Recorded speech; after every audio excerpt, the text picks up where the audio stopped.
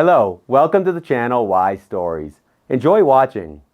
And here, an old man with gray hair was running through the cemetery, leaping over the uneven ground with his feeble legs, carefully avoiding the graves and monuments. His wooden cane clearly helped him in this sprint, or else he would have been stuck at the entrance. But there was no time to lose. Every minute was crucial. Stop. Before we get to the main event of the story, let's discuss the characters who have been a part of it all along. So, there lived a man on this earth named Samuel Soto. There was a time, of course, when he was just Samuel. But the years marched on relentlessly, and he himself became kinder and sadder. Why sadder, you might ask? Well, old age and loneliness took their toll. However, it couldn't be said that Samuel Soto was completely without loved ones in his old age. About 10 years ago, when the old man was only 59, his beloved wife passed away. He had never loved anyone as deeply as he had loved her throughout his life. And he had been married 3 times. His first wife was his high school sweetheart, named Rufina. They studied together at college, then lived together for a short while. But Samuel Soto's job demanded that he move urgently to the north for a very long time. His girlfriend couldn't afford to move from her beloved south, where she cared for elderly relatives and worked at a school. So, the long-distance relationship between Samuel and Rufina couldn't withstand such a colossal distance. Thus, they peacefully parted ways after just a few years, without any regrets. Samuel's second wife was a simple girl, a cafeteria worker at their construction factory. She was attractive, hardworking, and a little mysterious. That's what attracted young Samuel to Valeriana. As soon as he fell in love, he married her on the spot. So, just 3.5 months after they met, the happy and content newlyweds were walking down the aisle while their colleagues in the workshop were clinking glasses and whistled joyfully. Valeriana was a wonderful person and a true homemaker. However, she had lived in a city with poor ecology for too long, and she couldn't have children no matter how hard the couple tried, no matter how many doctors they consulted, or what medications they took. Valeriana didn't particularly dream of having children. She enjoyed working, cooking delicious meals, reading books, and living life on her own terms. But Samuel's idea of family life differed somewhat. He always wanted to have children. He had 2 younger sisters whom he had cared for and loved deeply from a young age. And in the South, young men were always raised to dream only of hard work and family. So, after almost 7 years together, the relationship between Samuel and Valeriana became complex and tangled, and the couple decided to get a divorce. And then our hero turned 36. It was quite a lot for a man who had dreamed of raising 2 sons and 2 daughters. He had already become disillusioned with life and the twists and turns fate had thrown at him. But then happiness knocked on his door once again. During a shift in another city, he met the lovely Otelia, with wheat-colored hair, eyes the shade of sweet honey, and pink, plump lips. In short, it was love at first sight and first word. However, this time it took Samuel several months to win the girl's favor because she was very cautious and patient, not in a rush. Although she shared Samuel's desires and dreams, she was 11 years younger than him. Otelia was concerned that the man had already been divorced twice. And when they finally got married, a couple of years after they met, Otelia became pregnant. Soon, their long-awaited son was born, and they named him Norman. Norman Soto grew up as a strong and talented young man. He loved to draw and read books, played football with his friends, and went skiing in the winter. His parents cherished and adored him, so they decided not to have any more children. Norman was enough for them. They lived in a small town in the north. The boy soon grew into an intelligent and ambitious youth who wanted to pursue higher education, live in a big city, work for a major company, and earn a lot of money. Norman spent 2 years trying to get into university, and he succeeded, of course. He chose a city not too far from his parents so that he could visit them on holidays and vacations. His parents greatly appreciated it. But when the young man was in his 3rd year of college, his beloved mother, Samuel's wife, Otelia, fell seriously ill. The family took her to various medical facilities, but it was already too late. There was no cure for her illness, and, at the age of 48, the beautiful Otelia passed away. Samuel and his son were overwhelmed with grief. Everything had happened so unexpectedly and quickly that neither of them could believe it. Norman didn't quit his studies, thinking that his mother wouldn't have wanted him to. Samuel was angry at his son for what he considered to be improper grieving, at his departed wife for leaving too soon, at his sisters for not coming to the funeral, and, in general, at life for treating him so unfairly. For nearly a year after the tragedy, Samuel lived in isolation.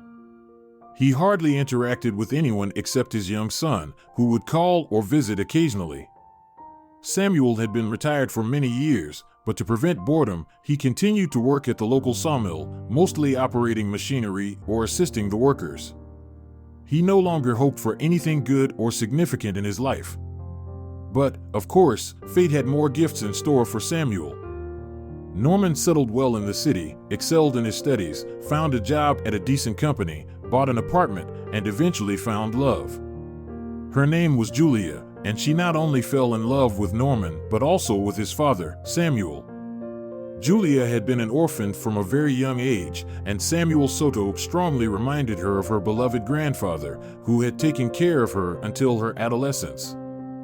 The old man liked the girl too because she reminded him so much of Otelia.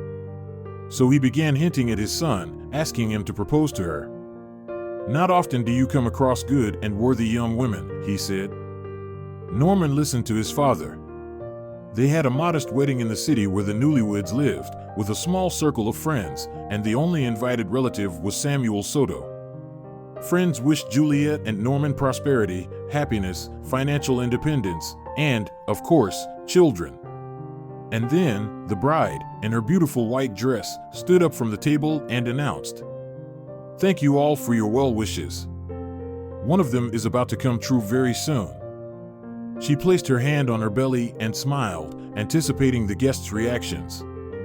Norman, of course, knew about this, so he also beamed with a wide smile.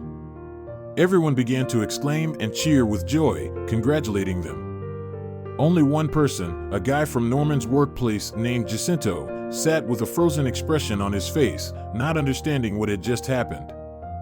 "Oh my goodness, Jacinto! Julia is pregnant. What's wrong with you?" exclaimed a red-haired girl, apparently his girlfriend, and tapped him on the shoulder. Not the most perceptive, Jacinto also rejoiced after that. He raised a glass of champagne and enthusiastically said, "To the newlyweds and their future happy family. Hooray!" And everyone echoed with a resounding hooray. After all the celebrations, as the guests began to disperse, Samuel Soto, who had been silent almost all evening, approached the family and said, "At first, I wanted to say, 'Welcome to the family, Julia.' But after today's joyous news, I want to add, thank you for bringing a wonderful person into this world. I will help you in any way I can, if you wish." The old man was deeply moved. He was truly happy, almost as much as when he learned of his own child's arrival. "I thought, Samuel, maybe if it's a girl, we could name her Otelia." Julia responded after their long embrace, but the grandfather objected, simply saying, "No, my dear, name the child with your own name so that she doesn't have the same fate as her grandmother." Samuel found it bitter to say this, as he still had not fully recovered from the loss. Perhaps he never would. And so, 7 months after the wedding, a lovely blue-eyed child, resembling both her father and mother, was born into the world. It was a girl. The young parents heeded their grandfather's advice and gave her a completely different name, Eleonora, but they affectionately called her Nora, with the emphasis on the first syllable. They continued to live in the city as a family of 3, visiting the grandfather in the village every 6 months so that the little girl would grow up closely acquainted with nature, unafraid of being alone with it. Samuel Soto cherished his only granddaughter. She was as bright as the sun, so free-spirited and active as children should be, knowing no sorrow or worry. Unfortunately, this lasted for Nora only until her 5th birthday. Because on the day after this celebration, her mother took the car and headed to her relatively new job. But alas, she never made it to her destination.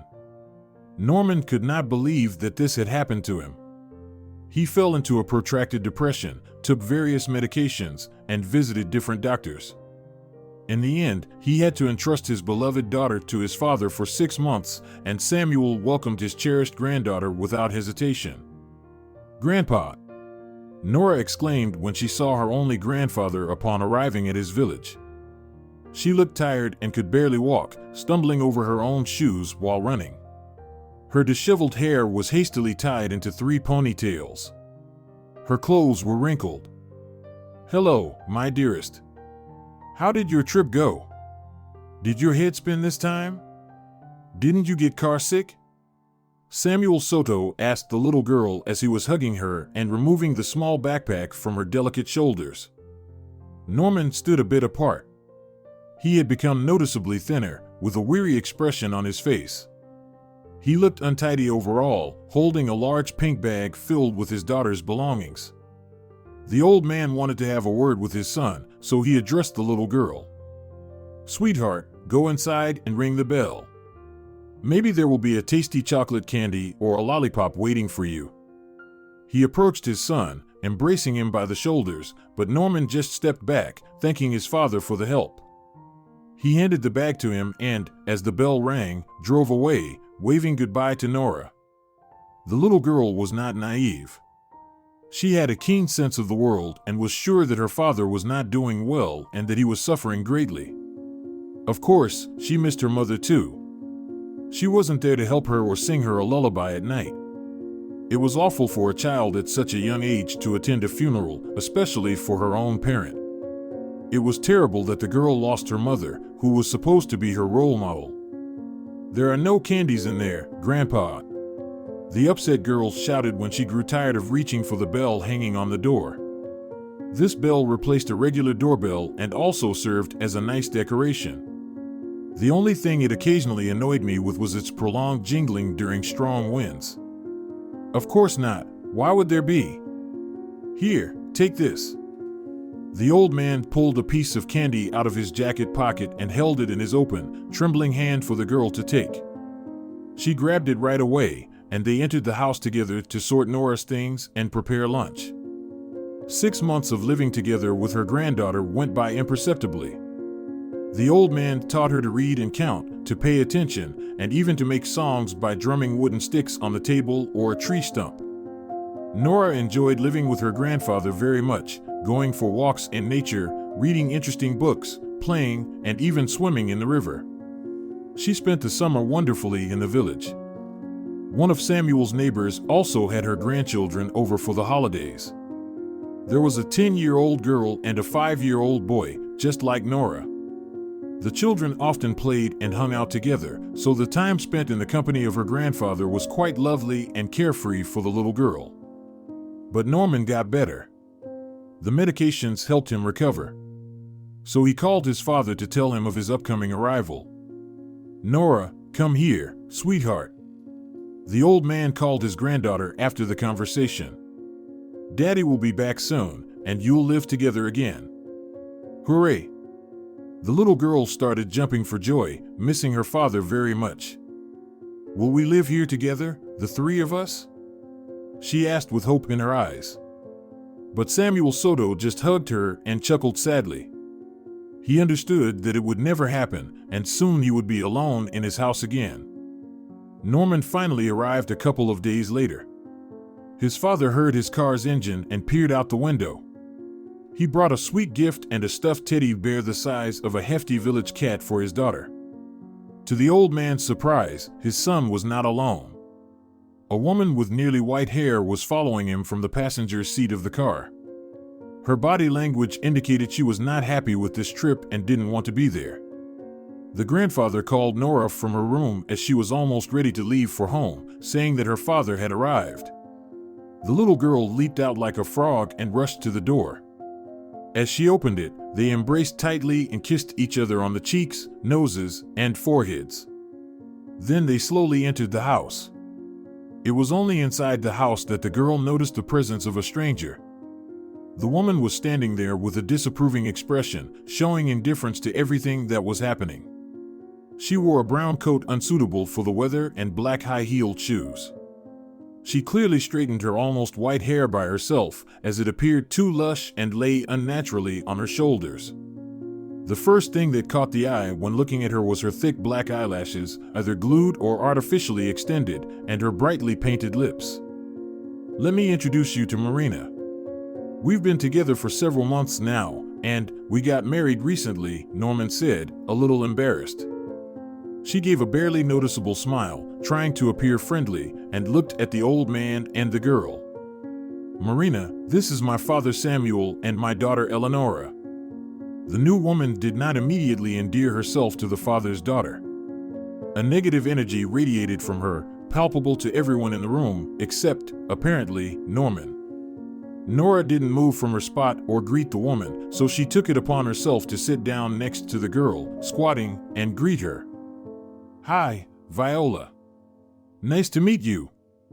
Daddy told me so much about you," Marina said with her slightly squeaky voice, reaching out with her hand with long red-nailed fingers towards the girl. "I'm Nora." The girl replied shortly and indignantly, then fled into her grandfather's room. Marina reached out again and stared at the old man, much like Norman had. He subtly gestured to his father, as if to say, "Be polite." So, Samuel Soto stood up and shook the woman's hand, saying, "Nice to meet you, Marina. Would you like to stay for some coffee? I was just about to put the kettle on." The old man clearly didn't like what he was hearing. This woman might have been all right, but she was definitely not the most pleasant person, especially in comparison to the wonderful Julia. "No, thank you. We need to get going, right, Norman?" she said playfully, touching her husband's shoulder. Norman just smiled and repeated her words. "Yes, it's time for us to go." Then Norman looked around the room, noticing some children's belongings, and let out a meaningful sigh. "All right, I'll gather Nora's remaining things and bring them out to you. We need to say goodbye," the old man said as he started picking up toys from the couch. Among them lay a hand-knitted bunny that Samuel had bought for the little girl. They had gone to a craft fair, and she had fallen in love with it at first sight. Such love couldn't simply be let go and forgotten, and Samuel certainly knew that. The old man tapped on his own bedroom door, where the little girl was hiding. Through the door, he could hear quiet sobbing. Then, sobbing and sniffing, she called out, "If that's Daddy, go away. I'm not going anywhere with you." But the grandfather only knocked again, using their secret code, 3 times in a row, then a pause for a second, and 2 more times. "Come in," Nora responded, recognizing the secret code. The old man entered, and by then, the girl had already taken out her things from her bag, angrily scattering them around the room. She sat curled up on the floor, hugging her knees. The old man groaned, lifted her onto the bed, and sat down next to her. The little girl continued to cry. "Nora. Nora, my dear. You need to go with your father. Marina might be nervous now, but she might become better later. You might even like her. People deserve a second chance, especially when they're your relatives, even if they're newly acquired." The old man spoke this speech not only to convince his granddaughter, but also for himself. It was unpleasant to learn such things from his own son, and the young woman appeared somewhat vague in appearance and quite unpleasant in character. It hadn't even been 6 months since his wife's death, and he had already found someone else. Did he ever consider his daughter when he married another person? Probably not. At least, that's what Samuel Soto concluded. She sincerely promised to be obedient and brave for him. They then began gathering the scattered belongings once again. Later, at the doorstep of the house, Nora pulled her old childhood rattle out of her bag, which she had adored in her youth, and handed it to her grandfather with the words, "Grandpa, this is for you, don't forget me." There was such terrible sadness in her eyes, although the little girl did her best to pretend that everything was all right. On her head, her grandfather had braided crooked plaits. He didn't know how to do it properly since he never had a daughter. Her lips were chapped and wind-bitten, and her nose displayed barely noticeable freckles that hadn't faded from her face yet after a sunny summer in the countryside. However, Samuel Soto, deeply upset by her departure, held back his impending tears and responded to her with immense tenderness. "This is simply impossible, Nora." They embraced once again, kissing each other on the cheeks. The girl dashed out of the car and rushed as fast as possible, given the heavy bag on her shoulder. Norman started the engine, seated his daughter in the back seat, and within a couple of minutes, they drove away, not even waving goodbye to Samuel. A few weeks later, the old man's condition worsened significantly. He fell seriously ill, lying in bed with a high fever, unable to even lift his head, let alone perform his household tasks or prepare dinner. In his feverish dreams, he saw his ideal life. The picture was so beautiful and vivid that it could easily become a reality. Otelia was alive and well. Together with Samuel, they were sitting by the campfire, drinking coffee, and hugging, just like in the past.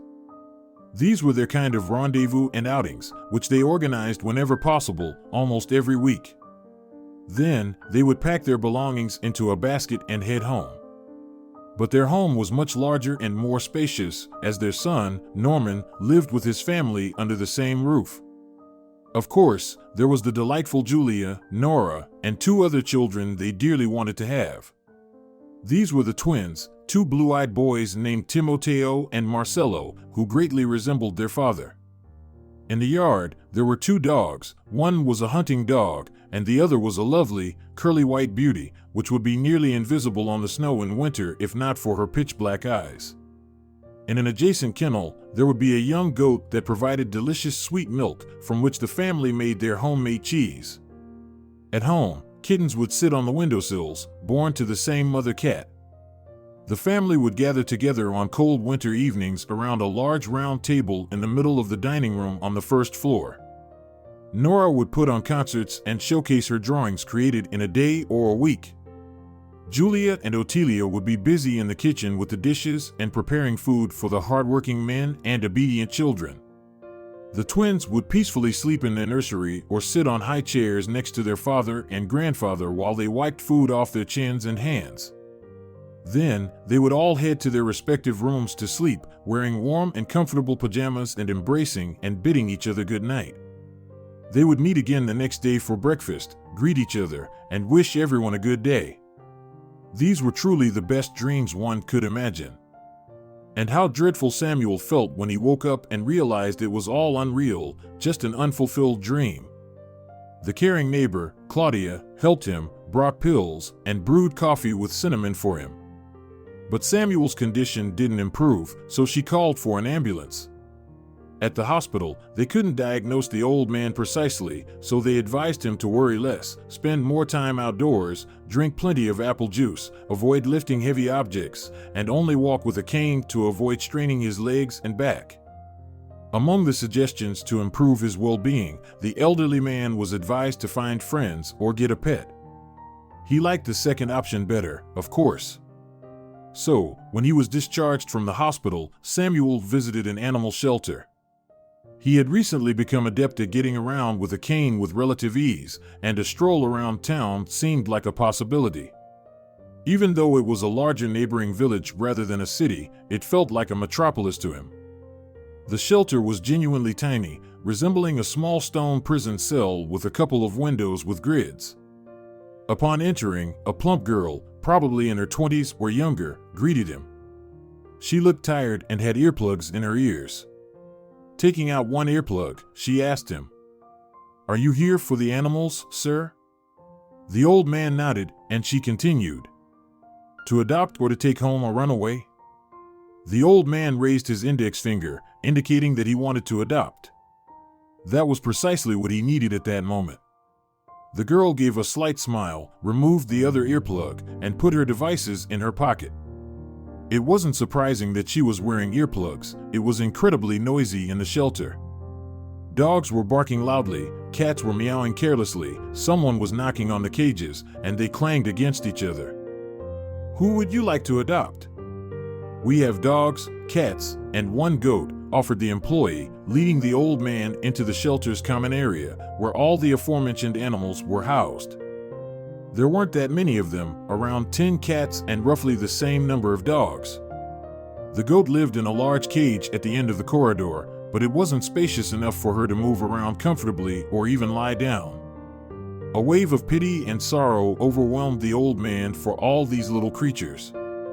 Of course, he couldn't afford to take them all or even part of them, but he still decided on a larger company.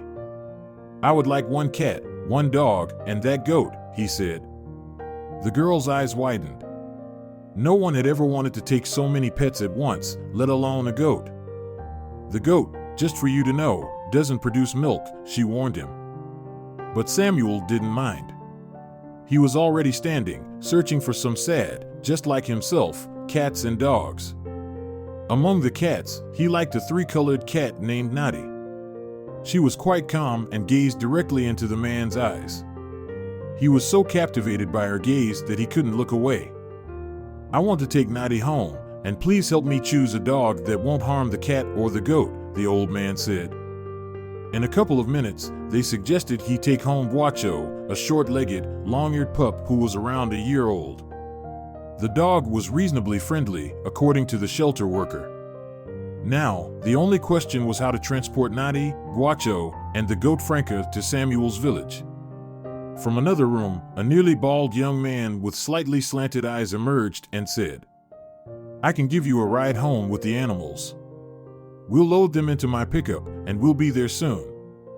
And now Samuel Soto was sitting in the passenger seat of the pickup, glancing back to make sure the poor animals, who had no idea where they were being taken or why, were okay.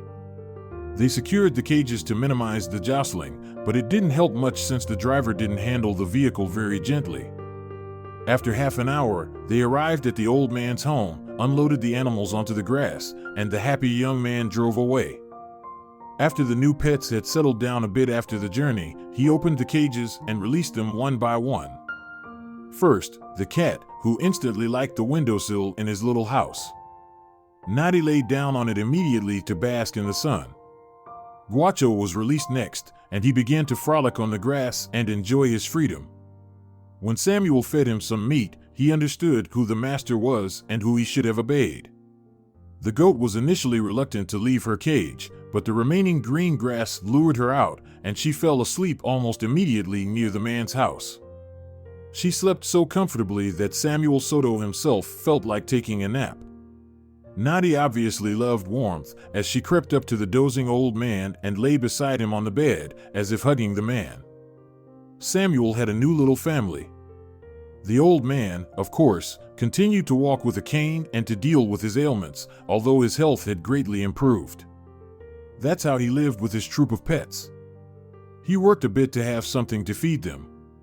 He often called his son, or more precisely, his granddaughter. Nora asked her dad to call Grandpa. She picked up the receiver, and they chatted for 5 to 10 minutes about everything in the world. Nora told him about her kindergarten, her friends, her dolls, and the cakes that her neighbor Marta treated her to. Samuel Soto, in return, shared stories about his pets, their antics, and how they entertained him. However, the stepmother didn't allow the girl to stay on the phone for long, so she quickly took it from her. You could hear her distant scolding on the other end of the line.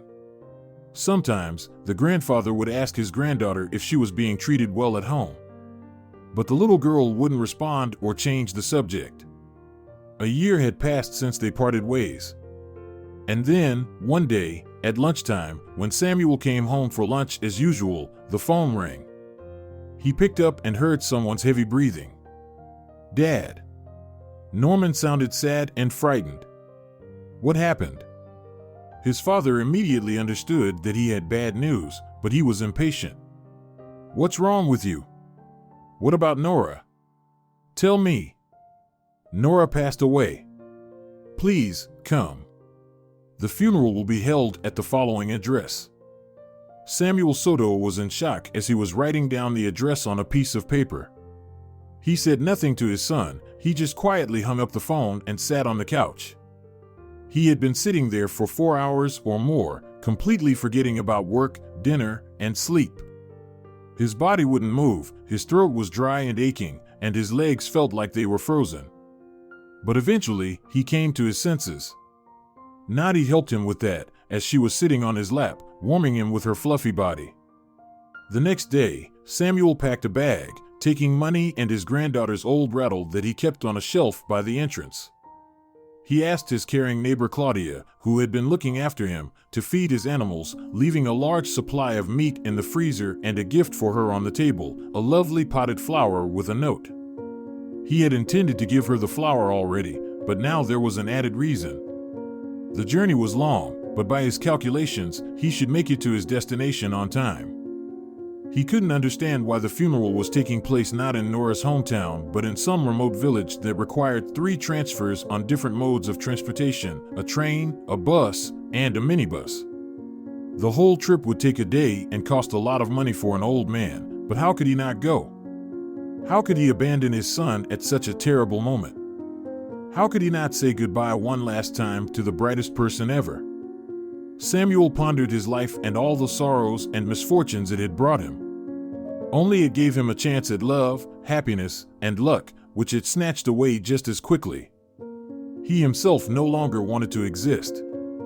Yes, he would give himself to the angels in exchange for his granddaughter's soul, but alas, no one offered him such a deal. During the trip, the old man slept a lot to avoid thinking about his overwhelming state. "Dad, you've come," Norman said, seeing his father on the doorstep, "even though you didn't make it on time." Samuel was convinced that the funeral would take place the next day, but according to his son, they had to hurry. The exact reason was unclear, but the girl had been buried the same day Norman had called his father, almost 2 days before the old man's arrival. Then the son even hugged him and patted him on the shoulder. He wiped his tears and invited his father inside. It was a large 2-story house that, judging by the photos, belonged to Marina's family. There were old photographs from 20 years ago. The family was clearly not poor. While he examined the photos, Marina came out from another room and waited for him to notice her. But the grandfather was too absorbed in the process of looking into someone else's past.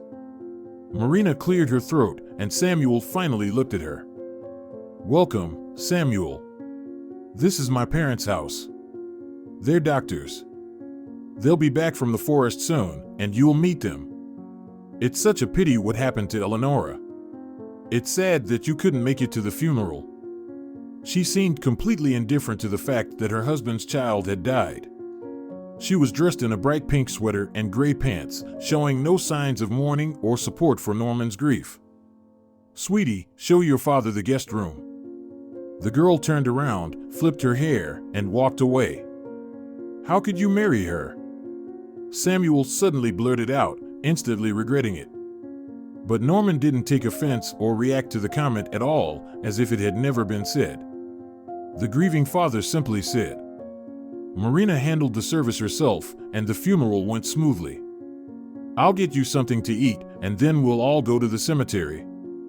The tiny village could be circled in just 40 or 45 minutes, so they walked to the cemetery, Samuel with his cane, Norman, and Marina, who sighed discontentedly from time to time. The girl's grave was at the other end of the cemetery, so they had to pass by the ancient gravestones with life dates. People buried there were mostly of old age. Samuel's only thought was that there was no place for children there. The fresh soil on his granddaughter's grave was still damp and very loose. Samuel couldn't get over this situation. Why did a healthy 6-year-old girl die out of the blue? According to Norman, there was no violence. He had just entered her room, and Nora was lying on the floor, clutching her stomach and not breathing. Marina's parents, both doctors, stated that there was nothing they could do to save her. There was no autopsy, as in this remote place, when someone died, they simply died, and nobody was going to transport a child's body to a mortuary or involve the authorities. All of this felt wrong, at least to Samuel. A gravedigger walked around the cemetery, fixing other people's gravestones, straightening flowers, and pulling out weeds. Norman kissed his daughter's grave, which was inscribed with beloved daughter and granddaughter, and stepped away from the grave to give the grandfather some time alone with the child, if that could even be said. Our story's hero kneeled beside the grave and started to cry. He didn't want to say anything, as words would just vanish into nothing. Through tears, he only softly repeated her name, Nora, Nora. After about 10 minutes, the man took a rattle out of his breast pocket, kissed it, and placed it next to a fresh flower wreath. The lightweight rattle almost sank into the loose soil. Then he got up and walked back in the direction of his son, who was already at the exit with his new wife. But then the old man remembered the flowers he had seen on his granddaughter's grave. These flowers were purple with a yellow center, very pretty-looking flowers on a sturdy and fluffy bright green stem. He had seen such plants in his home when he and his friends, Southerners, roamed the forest and feasted on delicious berries. Everyone ate only the fruits they were familiar with. But one boy named Enrique became uncontrollable and wanted to take a risk.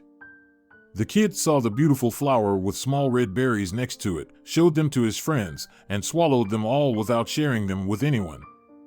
Greedily, he smirked and said, "They're bitter." But before anyone could make a sarcastic comment, Enrique clutched his stomach. He felt nauseous, and the kids hurried him out of the forest to get help in the village. The doctor asked Samuel, the most sensible of the kids, for details about the berries Enrique had eaten. He described the purple flower, and the doctor scolded them and strongly warned them not to do such things again. Children, that was a deadly nightshade. A terrible and dangerous fruit. It could have killed you. Never eat anything you don't know for sure. Enrique survived, but the lesson stayed with the kids for the rest of their lives. Many decades later, Samuel recalled this incident just before reaching the exit. The elderly man ran through the cemetery, leaping over pits and avoiding graves and monuments as he did. His wooden cane significantly helped him during this dash, otherwise, he would have gotten stuck at the entrance. However, there was no time to waste, as every minute counted. During his frantic run, Samuel shouted for the gravedigger with a shovel to hurry up and help Nora. The man jumped up from his place as if his life depended on it and began to dig. "Dig, Roy, dig quickly." Samuel shouted at him as he himself knelt down, grabbed handfuls of soil, and threw it aside. Norman and Marina were watching, aghast. Norman's eyes were brimming with bitter tears, but he stood rooted to the spot, not moving a muscle. Marina was going out of her mind, fearing to touch Samuel. The gravedigger, David, continued to dig without saying a word, not digging too deep as Nora's parents had hurried her burial. Samuel touched the hard wooden coffin lid and knocked on it. "There she is. Get her out. Open it quickly," the old man commanded once again. They quickly cleared the soil from the coffin and opened it. Inside lay little Nora in her blue dress, holding the same gift from her grandpa, a knitted bunny in her arms, crossed on her chest. "Call a doctor. A real doctor. Quickly," Samuel shouted. David once again obeyed and rushed to the church located at the entrance to the cemetery. Samuel wiped his hands on his jacket and pants, pulled the little girl out of the wooden box, and pressed his fingers to her chin, trying to find a pulse. "What nonsense is this?" Marina began to say, but Norman interrupted her and went to his daughter. "She has a pulse, it seems. Norman, check her pulse too, on her wrist." He did so, and then his eyes widened. He also felt a weak pulse. Then he scooped up his daughter and carried her into the church, while the dusty and disheveled Samuel followed him, sparing a glance at Marina's disappointed face. She was standing in a tense pose, not concealing her anger. In the end, they soon took the little girl to a hospital in a nearby city, where the doctors connected her to 4 drips and various beeping instruments, stating that Nora was not dead but merely in a coma. She had miraculously survived because there was enough air due to the loose soil and poorly made coffin. Just a little more, and they wouldn't have been able to save her. "You did a great job bringing her here." The doctor praised Norman and Samuel, who breathed a sigh of relief and sat on a bench in the waiting area. But suddenly, the doctor returned and addressed the family again. The tests showed that the girl was indeed poisoned by deadly nightshade, and it was mashed, not whole berries. And this statement brought them back to reality. It was time to tell the son what Samuel had suspected all along. "Norman, I think Marina poisoned Nora." But before Norman could begin defending his wife, Samuel covered his mouth. Think about it. Nora couldn't have eaten a berry she didn't recognize, especially mashed into puree. I taught her not to eat everything indiscriminately, but to carefully examine each fruit she found in the forest. She's a very clever girl and would never have done something so foolish. Marina was angry when we dug Nora up and took her to the hospital. She knows her herbal remedies well because she has lived here all these years. Her parents are doctors. Just believe me, son, the truth is right in front of you. The old man almost cried when he said all this, but Norman just froze in place, saying loudly and distinctly, "Stop it. I won't listen to this.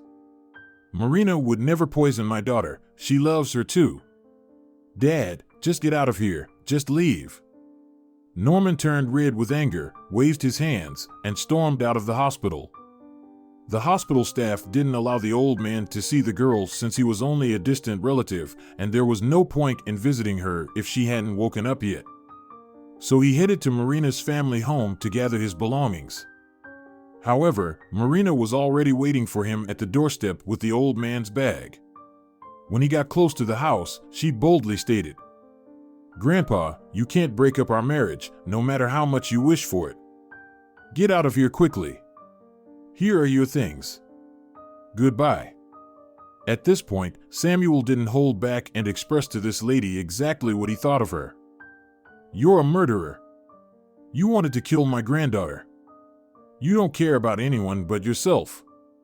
Stay away from my son. Stay away from our family."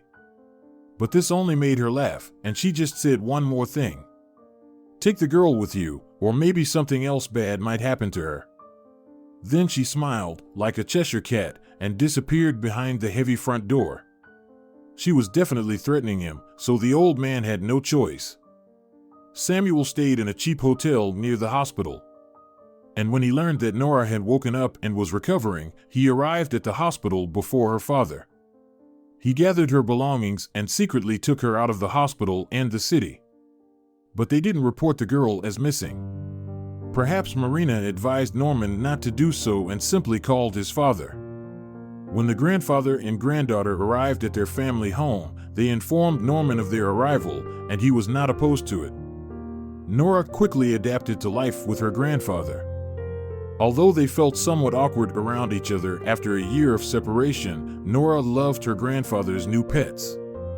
Nadi immediately took a liking to the girl and often pestered her for affection. Guacho enjoyed walking with the girl in the woods. Franca, the goat, was never sociable, so she continued to laze around on the nearly dried up grass near the house. "We need to build winter shelters for Franca and Guacho, otherwise they might freeze. Nadi will stay in the house to keep us warm," Nora said when the first cold weather set in. "Actually, Nora, I have already started building shelters for them. Those pieces of wood in the backyard are for them," replied Samuel, who was preparing pea soup for dinner. Harmony returned to the house. Samuel felt much better, almost no longer needing his cane, which he used only on long walks in the forest. Winter promised to be cold and snowy. Fortunately, Nora hadn't started school yet, but Samuel still began teaching her to read, write, and count. There was nothing better on a frosty day than sitting on the couch with a cup of coffee, wrapped in a blanket, and reading children's stories and poems by Rafael Alberti. Vendo nubes de colores. Los redondos, colorados. Para endulzar los calores. Samuel was reading, simply loving the straightforward children's rhyme. And soon, Nora learned to read and recite poems by heart. It didn't happen overnight, but the little girl made significant progress. She clearly inherited her mother's talents. Claudia, their neighbor, often visited Samuel's family, bringing fresh pastries and chocolate candies. She claimed to have made them herself, but couldn't eat them. However, she was probably just lonely. That's why she came over. "Claudia, why do you visit us so often? Don't you have your own things to do?" Nora playfully remarked, not realizing how rude it sounded. Her grandfather immediately scolded her, but Claudia just laughed and said, "I like you both too much. You're so cheerful and caring." She looked sweetly at Samuel and blushed. He also lowered his gaze and chuckled. There was clearly something between them, but Nora didn't understand it due to her young age. So, Nora and Samuel Soto lived together for many, many months. They lost count. One snowy evening, when the weather was particularly fierce, with strong winds howling through every door and window, there was a knock on the door. At that moment, everyone who could be in the house was inside: Samuel, little Nora, the cat Nadi, the dog Guacho, and even the goat Franca. The girl didn't want the last two to stay outside, although they had their well-insulated houses in the backyard. So, she convinced her grandpa to bring them inside. Luckily, the animals were well-behaved and calm. They huddled around a portable heater, which warmed up almost the entire house, and drifted off to sleep. "Maybe it's Claudia, and she's frozen?" Nora suggested. However, the old man didn't rush to open the door. He went to the window and peered through the curtains, hoping to see something in the darkness and the storm. But right in front of the window, he saw the face of a person on the other side. Of course, it startled him, and he jumped in surprise before recognizing the man. It was Norman, but he looked completely different, overgrown, and disheveled. He had a thick beard that curled at the edges and the same style of mustache. Samuel immediately let him into his home. Norman was soaking wet, covered in ice on his clothes and beard, and nearly collapsed upon entering. The sudden appearance of this stranger frightened the goat, who began to bleat and tried to retreat to the far corner of the room.